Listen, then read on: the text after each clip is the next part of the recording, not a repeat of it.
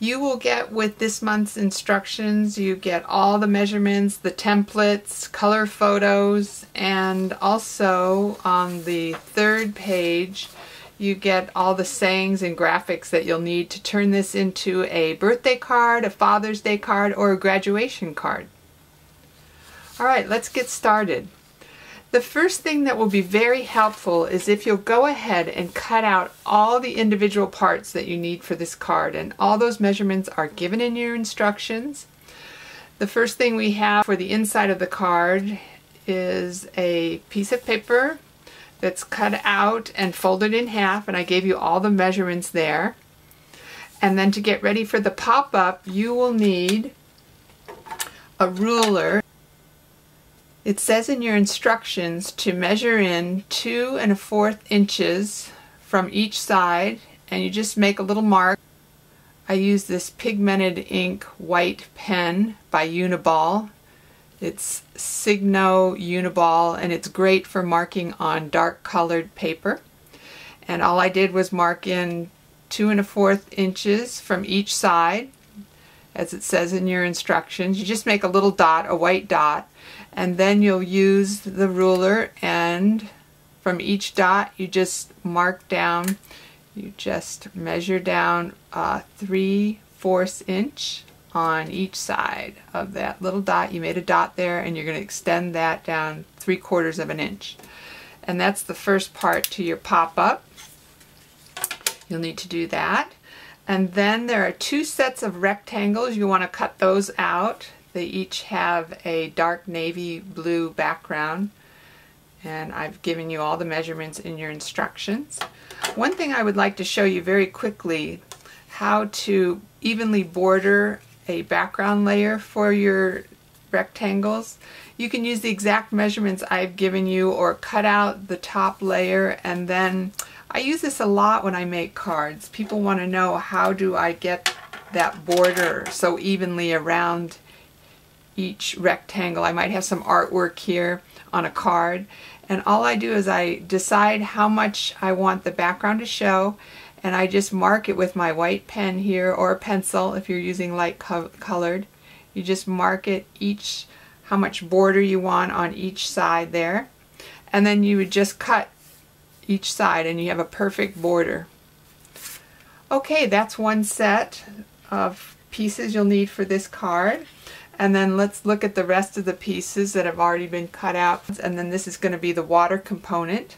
And this was just cut off. It was an outside border from one of the pieces of paper that we had.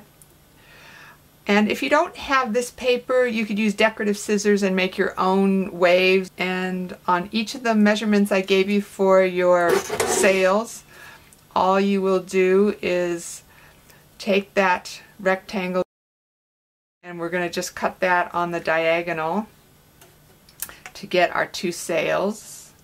The top card, on the front of the card, we're going to use a big sail and a small sail, so we have to cut out 2 here. Let me just get that. We're going to cut out 2. You could use 2 of the same, or you could do 2 different colors for the sails. I'm going to use 2 different ones. And then on the bottom smaller boat, we have a 1-inch square that I'm just going to cut on the diagonal for our 2 sails on the sailboat. And if you'd like, you could have 2 different type of sails there. I want to show you on the clouds then how to do the clouds. And all I did was, from your sheet, I gave you the template. You'll need to cut that out. This is the little cloud that's given in your template. It turns out you don't need to cut out both. You can just cut out one and then flip it over. So we're going to need 2. And all you do is take the template and you go around, trace that one all the way around with a pencil, and then you flip it over and you go around with that one with a pencil. That's how you get your 2 clouds for the front of the card.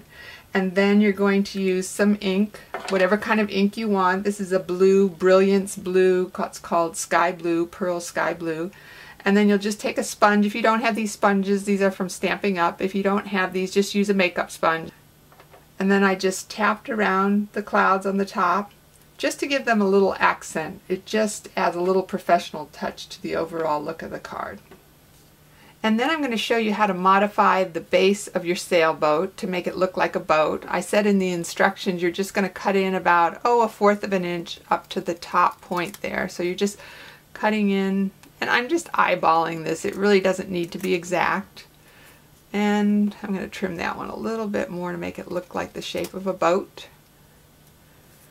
And then I'm going to do the same thing on the bottom one. I'm just going to cut from the edge, the bottom edge up to the top, just to make it look like a little boat. Alright, let's begin with the assembly. Alright, now I've folded my card base in half. I've added the first set of rectangles to the card. I've adhered those two together and then onto the card.